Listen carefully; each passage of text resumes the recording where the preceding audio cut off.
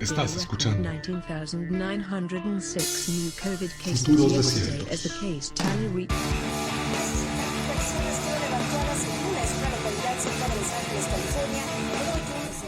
Bienvenidas, bienvenidos.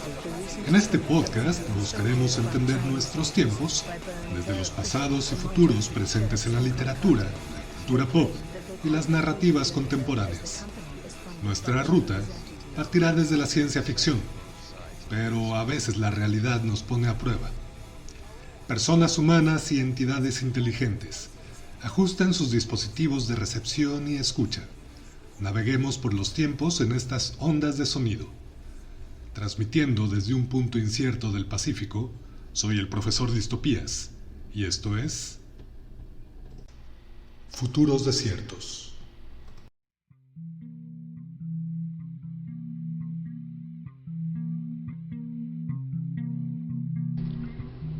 Buenos tiempos, a ti que escuchas esta transmisión de Futuros Desiertos.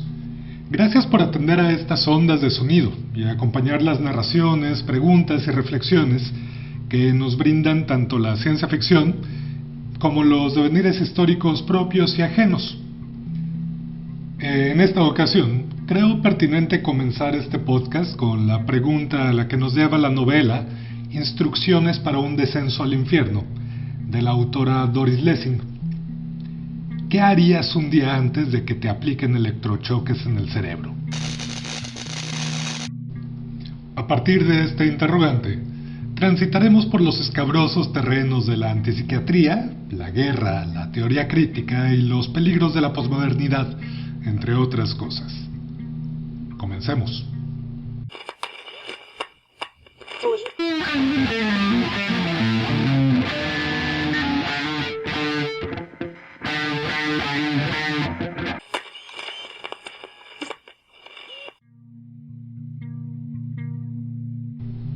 Poner adjetivos a la biografía de Doris Lessing sería injusto de mi parte.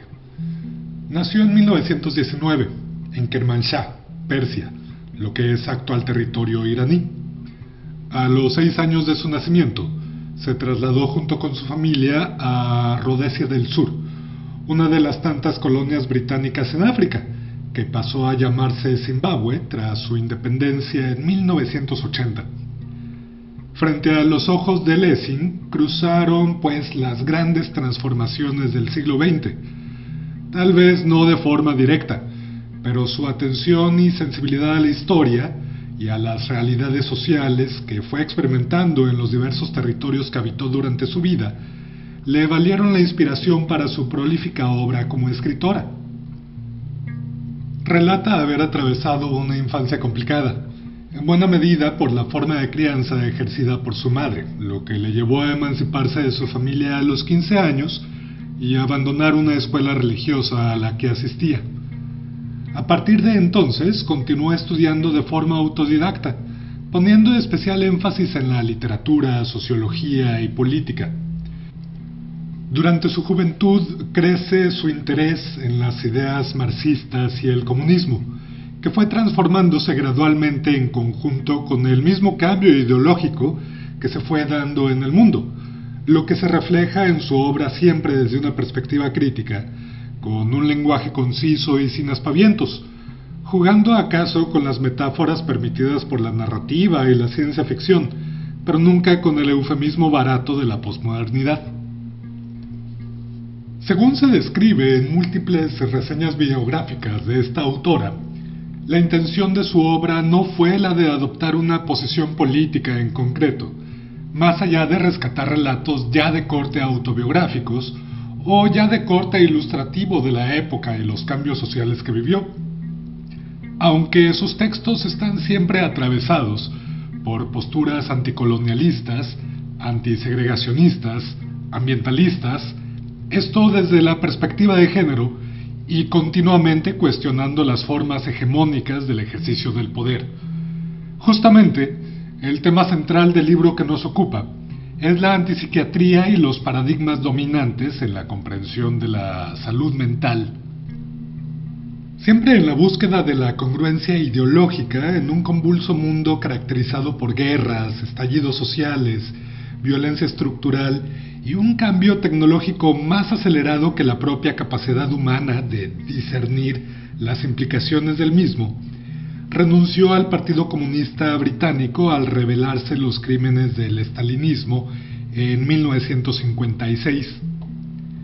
Su primera novela, titulada Canta la hierba, fue publicada en 1950 y fue el comienzo formal de su carrera como escritora, durante la cual publicó más de 40 libros.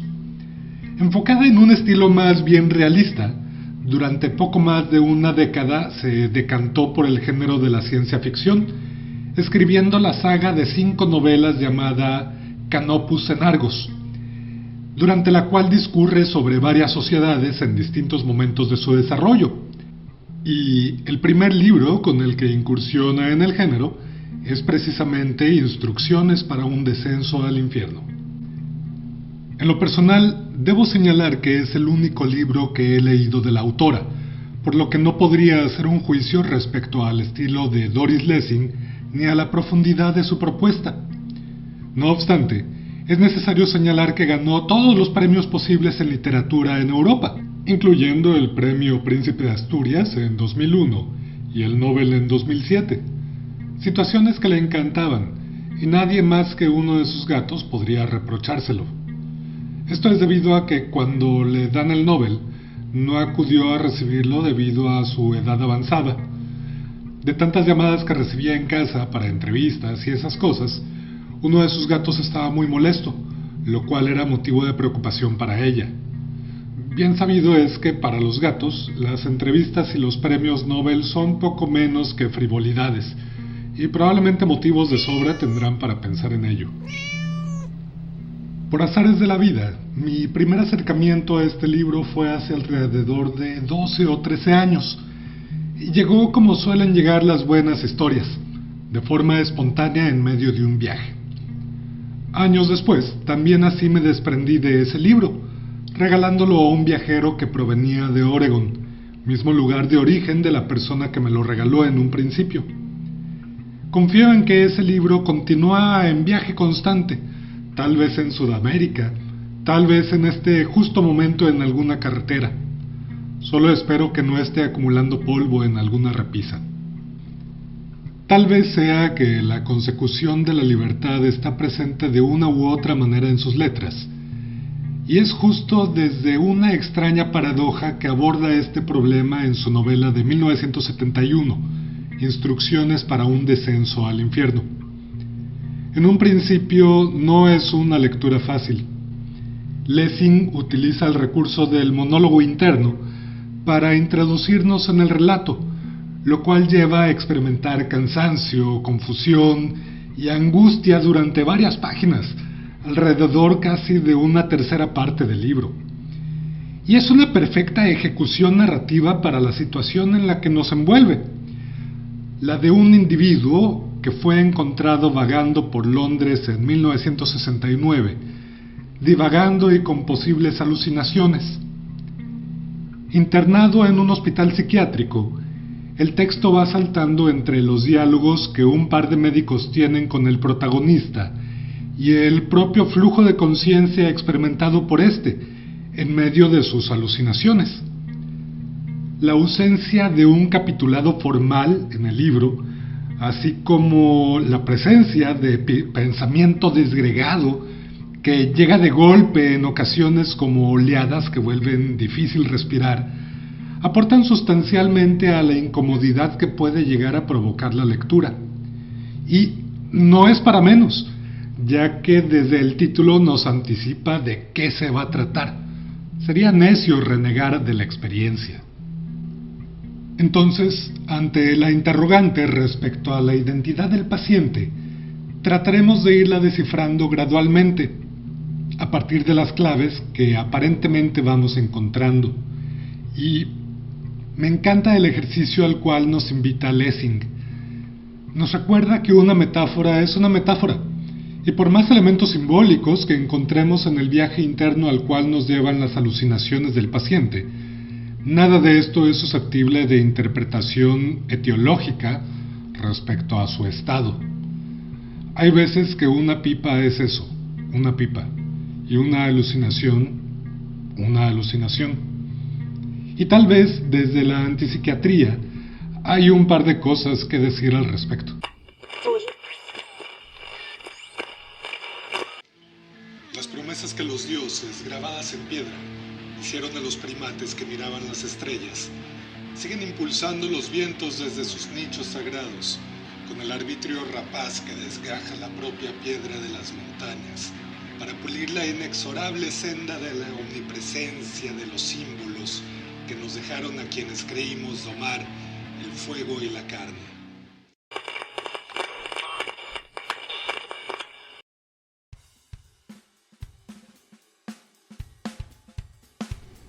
Vayamos por puntos. A partir de las diversas crisis sociales e ideológicas suscitadas durante la Segunda Guerra Mundial y la Guerra Fría, en los ámbitos de aquello que solemos enunciar como salud mental, comenzaron a surgir interesantes críticas sobre el paradigma imperante, el cual se desprende del modelo biomédico y deposita especial énfasis en la patologización del individuo que experimenta sufrimiento. O sea, básicamente, si me siento mal es porque estoy enfermo. Y es cierto, es posible que tenga alguna condición física que me produzca malestar, pero igualmente pueden ser las circunstancias contextuales las que lo están produciendo. Vaya, la aproximación que se tenga al problema es importante porque puede estigmatizar a la persona que lo experimenta. Esto no era algo nuevo, pues ya el rampante y ortodoxo psicoanálisis se había encargado de construir un aparato conceptual tan arbitrario como violento, fungiendo como uno más de los dispositivos de control de una sociedad cada vez más distópica, bajo el discurso del triunfo de Occidente frente a la sombra del comunismo. Entonces, la antipsiquiatría surge ante la necesidad de visibilización de las violencias institucionales y estructurales que se reafirmaban bajo la paradoja del loco, retratada magistralmente por Gabriel García Márquez en su relato Solo vine a hablar por teléfono, presente en el libro 12 cuentos peregrinos. Si alguien con una investidura de autoridad me señala que estoy loco, lo más probable es que yo alegue no estarlo, lo cual corroboraría el supuesto diagnóstico, pues ningún loco en su sano juicio aceptaría que está loco. Eso no es de locos respetables. Y uno siempre deberá de aspirar a cumplir adecuadamente con el papel que le sea asignado, ¿no? Entonces, en 1967, un psiquiatra sudafricano de nombre David Cooper, no confundir con D.B. Cooper, que no tiene absolutamente nada que ver con esta historia, escribe el libro Psiquiatría y Antipsiquiatría, acuñando de esa forma el término en cuestión. Otros pensadores que compartieron ideas similares fueron Michel Foucault, conocido filósofo del poder que siempre estará en nuestros corazones, y Thomas Szasz, psiquiatra estadounidense bastante crítico de los procedimientos y tratamientos involuntarios y coercitivos, para acercarnos al problema de la locura. Spoiler, no existe. Puede ser de utilidad el experimento de Rosenhan. Este se realizó entre 1969 y 1972, en dos partes, por David Rosenhan, un psicólogo estadounidense también. A partir del experimento publicó un artículo en la revista Science, titulado Sobre estar cuerdo en sitio de locos. Consistió en que 8 personas voluntarias, de diversas edades, sin antecedentes de trastornos mentales, acudieron a atención ambulatoria en distintos hospitales psiquiátricos de Estados Unidos, incluido el mismo Rosenhan. Algunas de estas personas estudiaban o se dedicaban a algo relacionado con la salud mental, pero omitieron dicha información al momento de identificarse. En consulta, reportaron experimentar alucinaciones auditivas, o sea que escuchaban voces. Según se registra en el artículo, todas las personas fueron internadas. Lo curioso de esto es que a pesar de que algunos pacientes que estaban internados en los hospitales reconocieron que estas personas fingían, Ninguno de los trabajadores de estas instituciones reparó en ello, a pesar de que las personas participantes en el experimento continuamente tomaban notas y se comportaban con total normalidad. ¿Qué es comportarse con total normalidad? Además, Rosenhan describió diferencias sustanciales en el tipo de tratamiento y la duración de este en cada caso del experimento, así como maltrato y negligencia en la atención brindada por el personal de estas instituciones. Igualmente, a todas las personas participantes les condicionaron a continuar la medicación prescrita como condición para darles de alta, asignándoles el diagnóstico de esquizofrenia en remisión, lo cual supone una estigmatización a posteriori de la supuesta crisis experimentada. Señala también que muchas valoraciones clínicas que se realizaron fueron en mayor o menor medida redimensionadas con el fin de que coincidieran con el diagnóstico otorgado en un principio. En la segunda parte del experimento, se le propuso a un hospital donde consideraban que no se presentarían ese tipo de incongruencias, que durante 3 meses Rosenhan estaría enviando a consulta psiquiátrica a personas que fingirían tener algún trastorno de esta índole. De 193 personas atendidas por el hospital, los profesionales consideraron a 41 personas como sospechosas de estar simulando, pero Rosenhan no había enviado a nadie. Hay que acotar que su estudio fue señalando por importantes inconsistencias y omisión de datos relevantes por parte de una periodista de investigación durante 2019 llamada Susan Callahan. Interesada en el tema, comenzó a indagar en sus registros médicos y a las personas participantes en el experimento. Señala que omitió información de por lo menos un voluntario que reportó haber tenido una experiencia satisfactoria en la institución en la que fue atendido, y que no se detallaron aspectos finos de la sintomatología simulada por el mismo Rosenhan. Las implicaciones de todo esto son variadas. Por una parte, es un buen recordatorio de la relevancia de la honestidad con la que se manejan los datos de campo y la utilidad de la duda sistemática en todo el proceso de construcción del conocimiento. Por otra parte, también refleja lo preocupantemente ambiguo que es el aparato conceptual y metodológico que se usaba entonces en estos ámbitos relacionados con la conducta humana.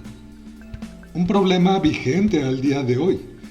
De una u otra manera, el experimento impulsó el movimiento de la antipsiquiatría y sentó las bases para una reforma radical que, más allá de haber acabado, tal vez apenas está germinando.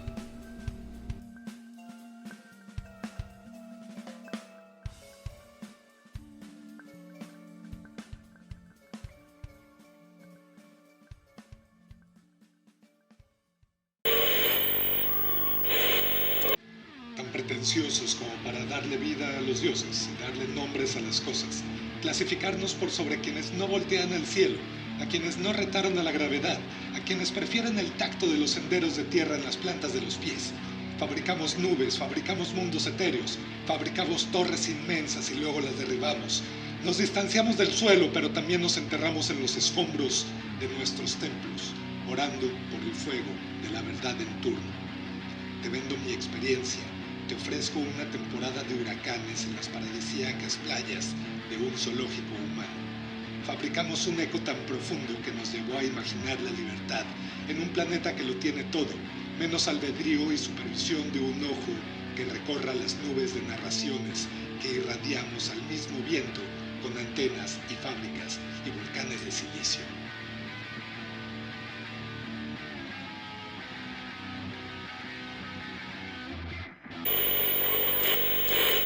Reparación.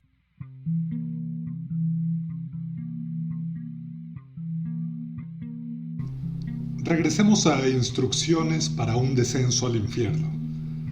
Justamente en este marco nos coloca Doris Lessing, personificando el problema de la institucionalización de lo patológico en los 2 médicos que le dan seguimiento al caso del protagonista. Mientras uno de ellos, el Dr. X, Insiste en que la mejor alternativa de tratamiento es comenzar con terapia electroconvulsiva a la brevedad. Su colega, el Dr. Ye, propone un abordaje menos invasivo, cuestionando continuamente hasta el propio tratamiento farmacológico y teniendo un acercamiento mucho más dialógico con el paciente. Mientras tanto, al paso de los días, el protagonista se devanea entre un estado de vigilia delirante y el ensueño, durante el cual la autora nos sumerge en la odisea que atraviesa un hombre en la mar.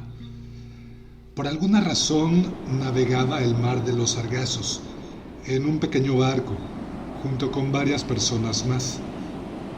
Pero un extraño disco apareció de pronto sobre la embarcación y desapareció junto con la tripulación, dejando al protagonista en total soledad.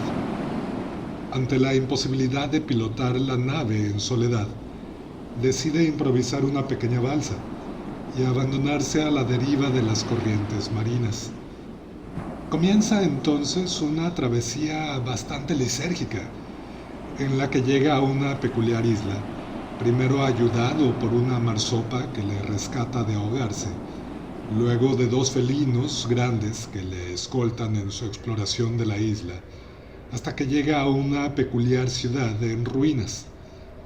La descripción de los paisajes es bastante cambiante, digamos, entre las particularidades que va encontrando en la propia isla, además de que genera la impresión de que es un espacio justamente en constante mutación, aunque de forma casi imperceptible, agudizando la confusión y la constante incomodidad durante la lectura de esta primera parte.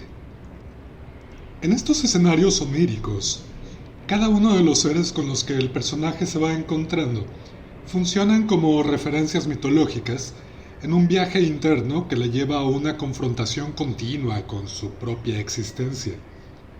Puestas a prueba sus necesidades e impulsos más básicos, asiste como espectador a la llegada de extrañas criaturas antropomórficas, que se enzarzan en una extraña guerra, quizá metáfora de la propia dialéctica histórica reflejada de forma cruda. El no tener ni la menor idea de la identidad del protagonista ayuda a la empatía por la libertad que esto ofrece. Podría ser cualquiera.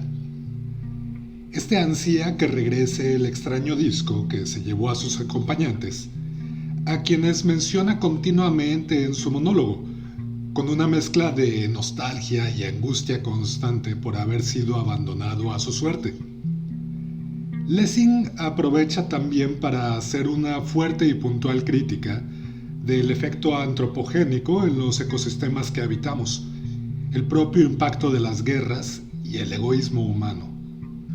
Pero este es apenas el primero de varios descensos al infierno que vamos a experimentar durante el texto. Apenas el discernimiento de un individuo despojado de todo, ante sus propias limitantes físicas y perceptuales y su intrascendencia, impotente ante el caos de la vida misma y su propia finitud.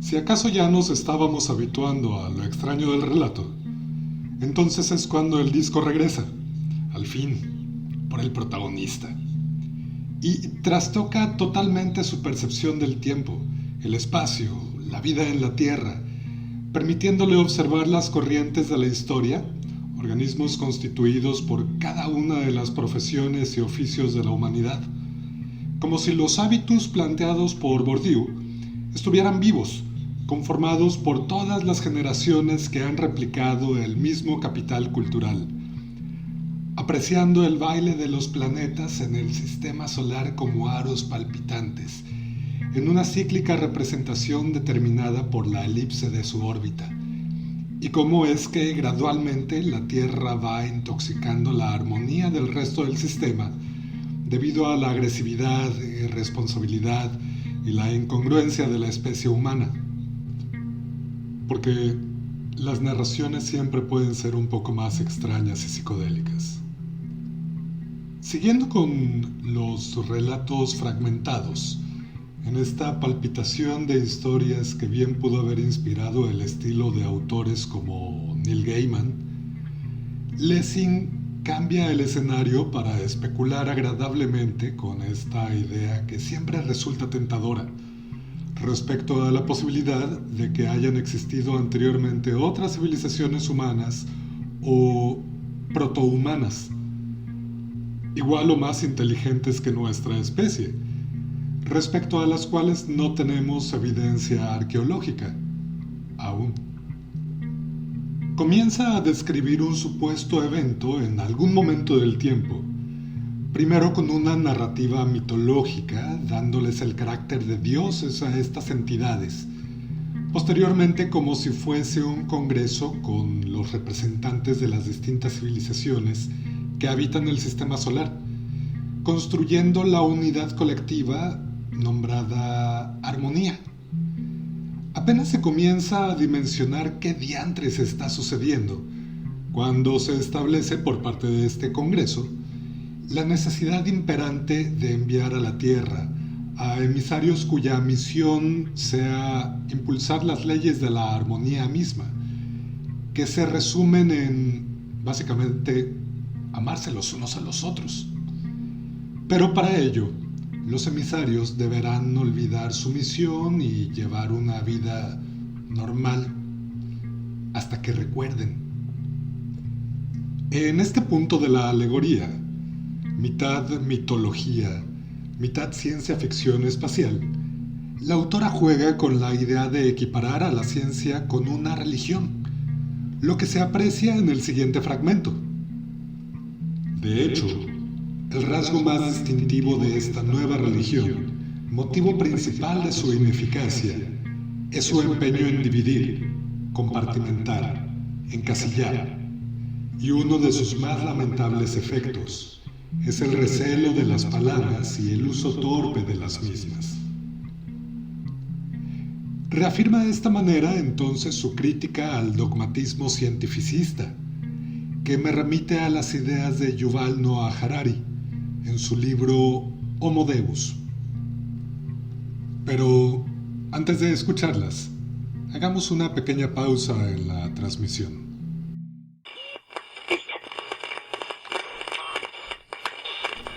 Corto transmisión, misma vía de lista. No te vayas, no te vayas.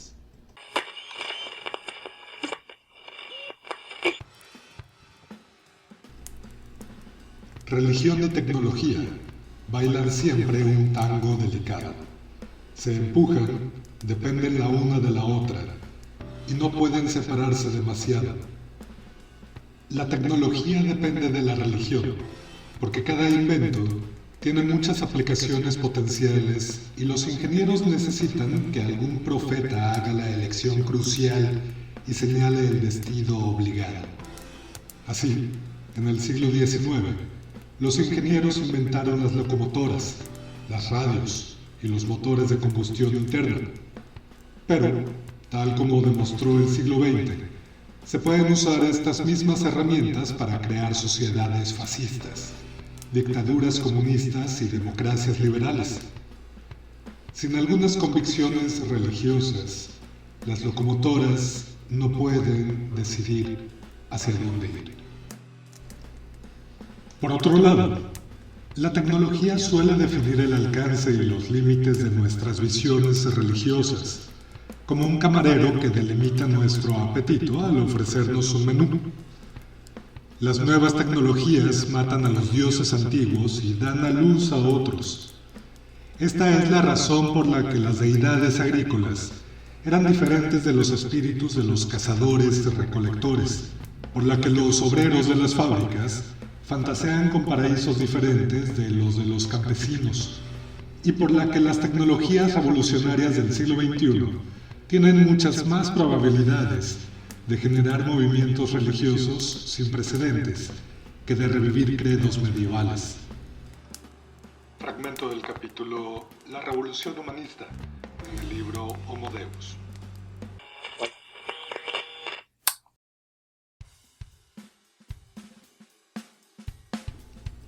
El enlace se ha establecido nuevamente. Es en este punto cuando llegamos a la mitad de la novela. Mediante un último monólogo fragmentado, en un estado de marcada obnubilación, empieza a construir la identidad del protagonista, desde su nacimiento hasta su adultez, en un proceso acelerado que aturde al protagonista a la vez que a quien va leyendo las páginas, esperando simplemente liberarse de esa continua confusión, motivada por una pugna interna que no alcanza a comprender. Y, francamente, es un alivio, pues se comienza a contactar una realidad un poco más aprehensible. Nos enteramos que el protagonista es un profesor de literatura clásica en la Universidad de Cambridge. La narrativa cambia su estilo, pues ahora la autora utiliza los diálogos entre los médicos y paciente, quien sigue sin recordar su identidad, aunque ahora cuenta con la lucidez para poner a prueba las concepciones de los médicos respecto a su condición. A la vez, va intercalando la correspondencia que estos últimos intercambian con los familiares, en donde se va retratando una imagen cada vez más detallada del protagonista, su desarrollo profesional, el impacto que logra en otras personas para bien y para mal, sus formas de relacionarse, claroscuros y momentos álgidos de su vida. Un tipo excéntrico, imperfecto, cuestionable, apasionado e impulsivo, atravesado por la guerra y a la vez reproductor de las violencias estructurales que vive. Una identidad que, a la vez que tranquiliza por al fin acercarnos a algunas certezas, después de la angustia del naufragio, termina asqueando por ser tan real y tan normalizado que lleva a la ambivalencia de querer regresar al estado de ensoñación anterior. En la reconstrucción que se va realizando, conforme va tomando forma la crisis epistemológica y hasta de fe que el profesor atravesaba, Doris Lessing nos pregunta desde el metatexto: ¿en qué momentos se pierde y regresa esa fascinación por el universo, por la realidad, por las intrincadas dinámicas entre los individuos minúsculos que somos en este mar humano de historias, religiones, cosmovisiones, concepciones de la realidad y la vida y muerte mismas? Cuestiona a las instituciones educativas, cuestiona dogmas e ideologías, y desde un supuesto recuerdo, aún en esta bruma de narraciones fragmentadas, saltamos a un recuerdo de su paso por la guerra, relatando una misión a la que fue enviado a Yugoslavia para apoyar la resistencia balcánica en zonas ocupadas por el régimen nazi. Nuevamente se vislumbran interesantes metáforas en las escenas que se van desarrollando. Por ejemplo, la sensación de ser un civil recién enlistado al ejército al ser lanzado en paracaídas a la guerra en la oscuridad absoluta podría ser una buena metáfora de cómo suelen formarse las masculinidades. Una civilización que solo ve a los individuos que la conforman como cuerpos combatientes, como cuerpos desechables, motivados a matar por la diversidad misma, controlados a punta de drogas y la esperanza falaz de resistir hasta que los horrores pasen. Nos recuerda también que las guerras las libra la juventud. ¿Acaso la adultez es una guerra constante? Nos enfrenta con la romantización de lo bélico. Fiel a su estilo conciso, al cuestionar el orden social, menciona: si los recuerdos de guerra nos parecen terriblemente preciosos, se debe principalmente a que es entonces cuando uno cobra conciencia de lo que en tiempos de paz no habría que olvidar, que hasta un cocinero debe aprender a gobernar un estado. En esta recta final del texto, la disyuntiva se vuelve inevitable. El protagonista debe tomar la decisión de someterse a la terapia electroconvulsiva o no, como un último intento de recuperar sus recuerdos. Lo enuncia en uno de los diálogos finales. Lo que recuerdo a ellos no lo aceptan. Ese es mi problema. Refiriéndose a las diferencias que tiene con los médicos que le han atendido. Y a partir de esto, toma una decisión.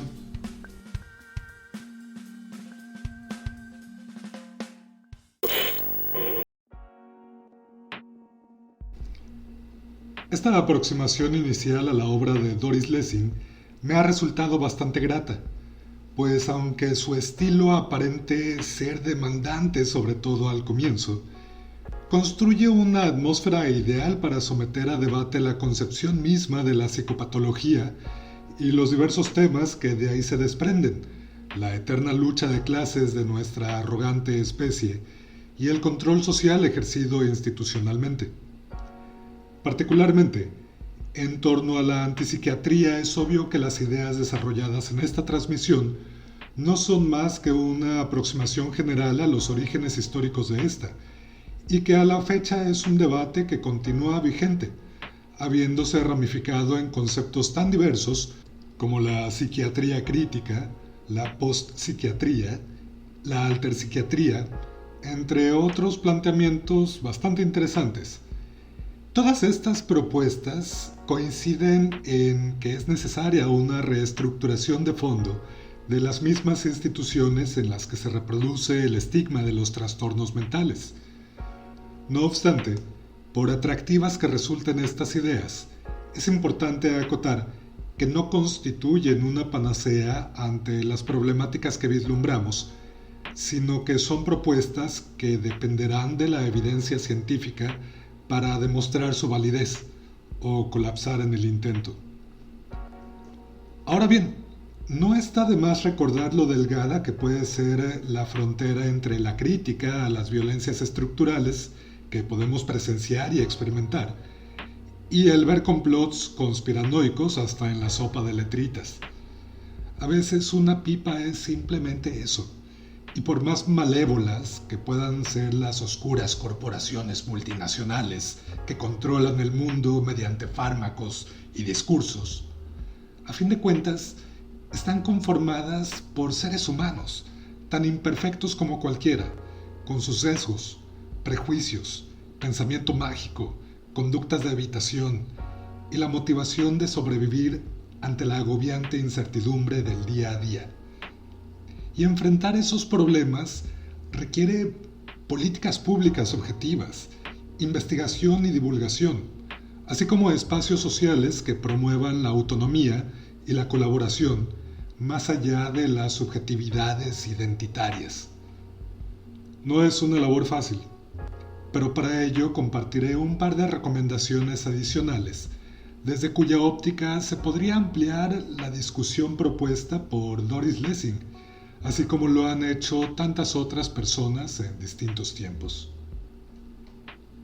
El primero es el libro Nuestro Derecho a las Drogas, publicado en 1992, donde Thomas Szasz, otro de los representantes del movimiento antipsiquiátrico, cuestiona desde el liberalismo a las políticas públicas de coerción y prohibición que han mantenido a la guerra contra las drogas al día de hoy, ejercicio que, más que fallido, ha evidenciado ser una profunda incongruencia de los estados contemporáneos para monopolizar un lucrativo negocio, a la par que impulsa a la industria farmacológica en el marco del neoliberalismo rapaz.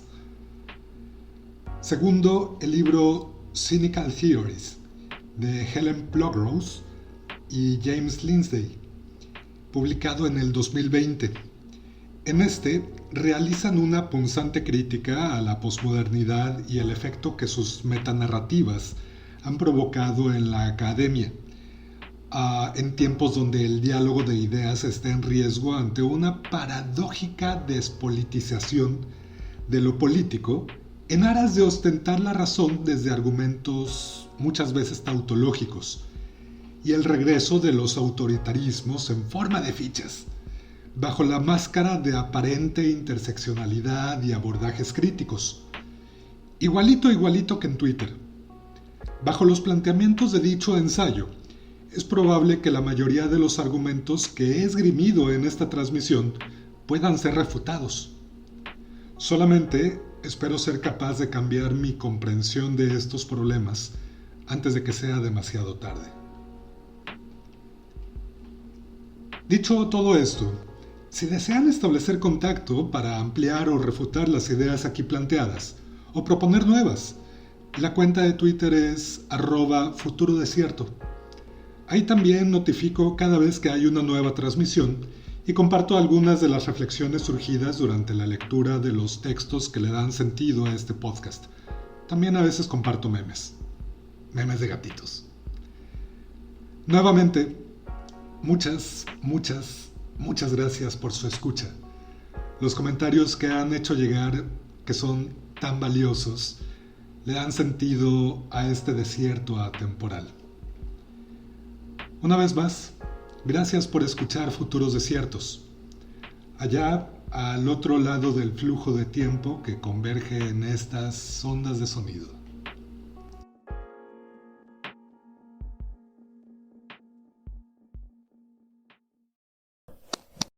Atención, este es un mensaje a la humanidad.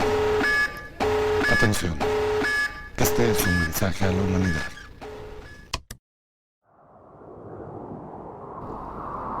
Lo esencial es el tiempo, la sincronización.